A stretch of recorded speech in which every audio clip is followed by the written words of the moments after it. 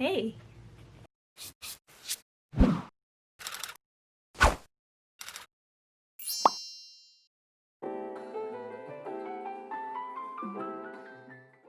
Hey guys, it's Mari from 10 out of 10. Welcome back to Mari Mondays. Now I know for the past couple months I've been doing bullet journal videos, but for this month I want to do something a little different. Because it's September and it's Mama Mary's birthday, I felt inspired to do a portrait of Mama Mary in watercolor. Now just letting you guys know, I'm not the best at watercolor or portraits or art in general. I'm still learning a lot, but I want to take you guys along for the ride and the process of me painting. And I hope you guys enjoy watching, and I'll see you guys on the flip side.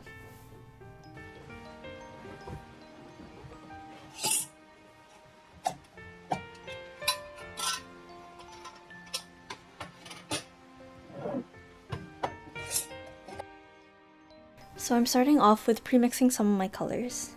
The paints in this palette I'm using are from Winsor & Newton Cotton Series 1. They're tube paints that I bought recently from Curry's, and I actually really like them. They're opaque enough and not too streaky or patchy when they dry down.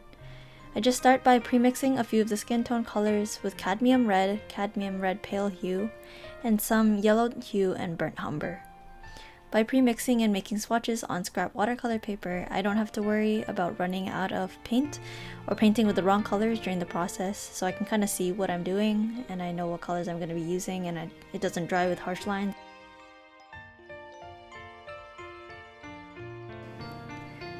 I found inspiration from these pictures of Mama Mary and some plants on Pinterest, and created the sketch before sitting down to paint. In a lot of pictures of Mary, she always looks so gentle and loving and just so reassuring, and her arms are always open for comfort. And then when I look deeper at what she's been through and how she said yes to God at 13 years old, and on top of that, she's gone through some of the hardest moments as the mother of Jesus, to have to see her own son die, it's so beyond my own comprehension that I don't think I'd be ever able to do that. But it's also so beautiful to me and inspires me like every day because she was so selfless, and I just thought it'd be a great way to celebrate her birthday this month. And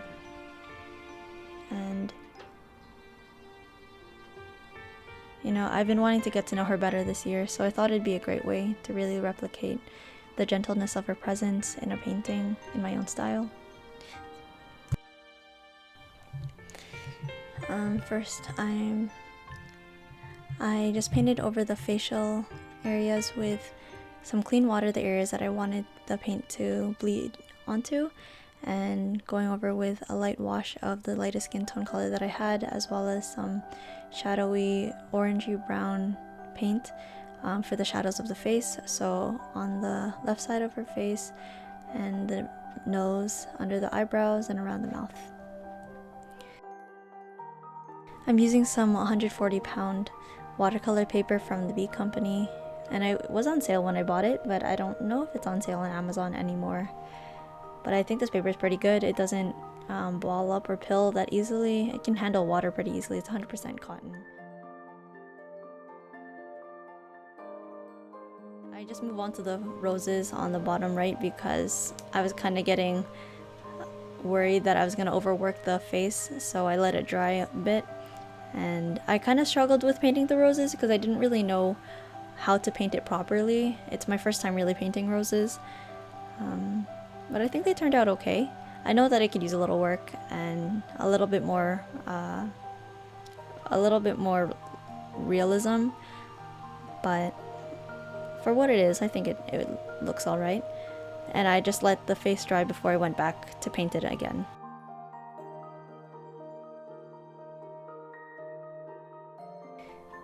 Throughout the whole painting process, you'll see me kind of going back to the skin tone multiple times, and it's just because I get kind of nervous painting the face and I don't want it to get too muddy or anything, so I'll let it dry and then I'll go back again, and I realize the values aren't deep enough.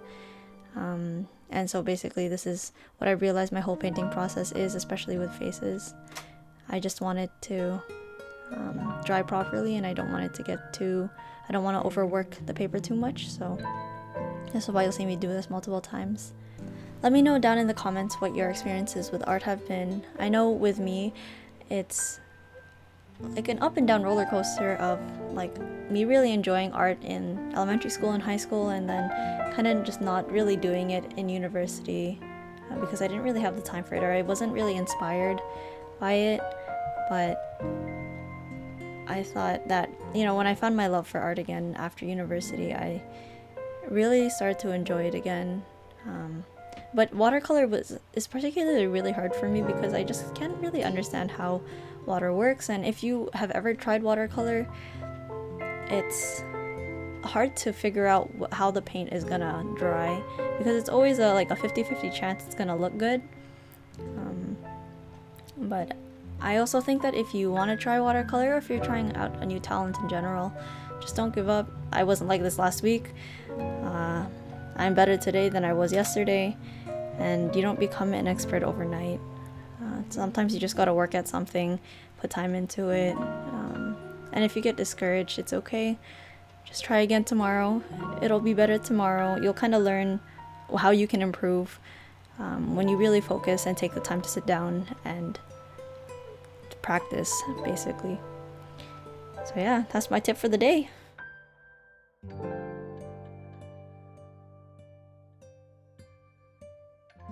This is one of my first few attempts at doing a proper portrait. My first attempt really wasn't that great compared to this, and I learned a lot from practicing, but I tend to do a lot more landscapes and loose painting, so this was something new to me.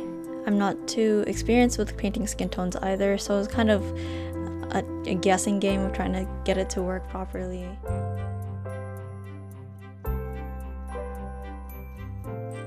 There is a little time skip after I started painting her veil because my camera just shut off and I didn't realize, and so I kind of used a darker Payne's gray to paint in the shadow of the veil and tried to work on making it look white by using the shadows of a gray color.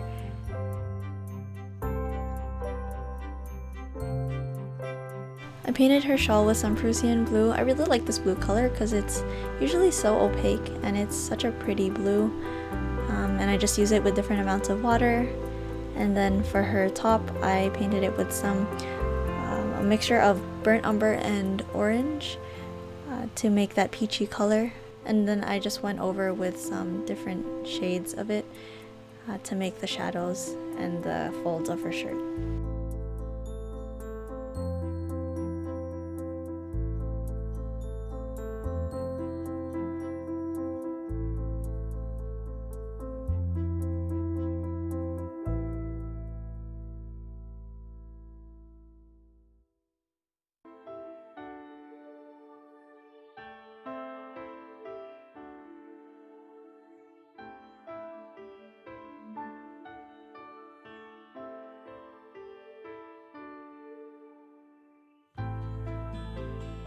I go over her face again to deepen up the values around her eyes and her forehead and underneath her lips because I really want those shadows to really shine through.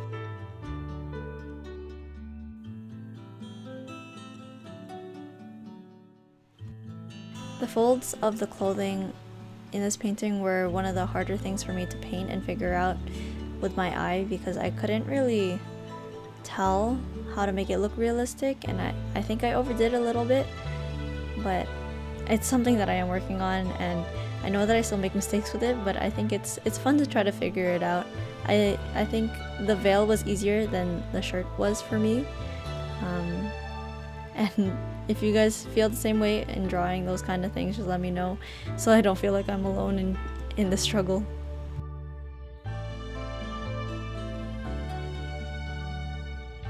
I know it's been kind of hard with being at home and with everything going on in the world, but you know, I want to look at some of the positive things going on too, and I want to ask you guys to maybe comment down below something positive that happened or a blessing that happened in your week, so that we can share positivity here and get ourselves in the positive mindset to conquer our day.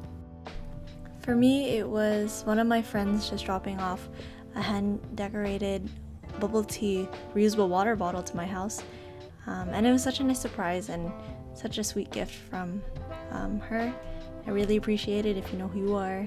Yeah. For the background, I'm adding a clean layer of water and then using a cadmium yellow hue to brighten up the back, and letting the colors kind of bleed into each other and not painting it one flat wash. And I think it adds a nice glowy hue to the painting.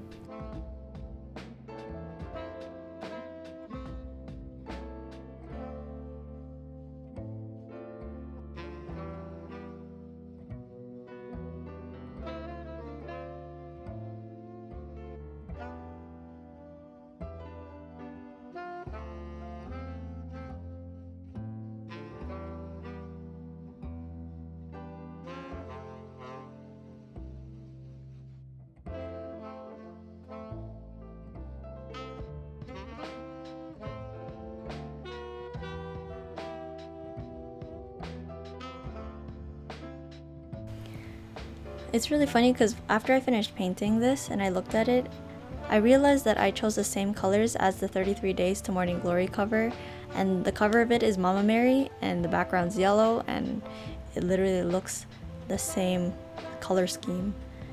And it was just really funny to me to recognize that. Because my camera cut out, this is my measly attempt of miming me using my white Jelly Roll pen to add highlight to the picture. So on her lips, on her nose, on her eyes, underneath her eyebrows, and on some of the plant. And I'm just using some pencil crayons. I have no idea where these pencil crayons came from, so don't ask me. But I'm using them to make some definition on her clothing, on the plants, and her eyelashes, and on her skin. And lastly, the best part, peeling off the tape. I'd advise you guys to peel away from your painting and not towards, because then it'll rip like it did for me. Oh, uh-oh. No.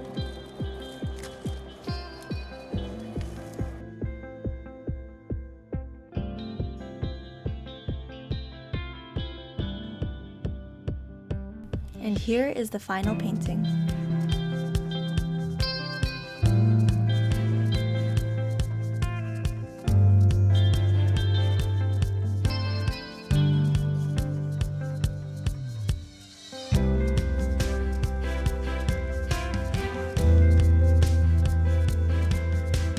Thank you guys for watching. I hope you guys enjoyed watching me paint Mama Mary today. And let me know down in the comments if you guys have any suggestions of what I should paint next. Don't forget to like and subscribe to 10 out of 10 and watch out for any 10 out of 10 videos coming up in the future. I hope you guys have a wonderful day, and I'll see you guys later. Bye!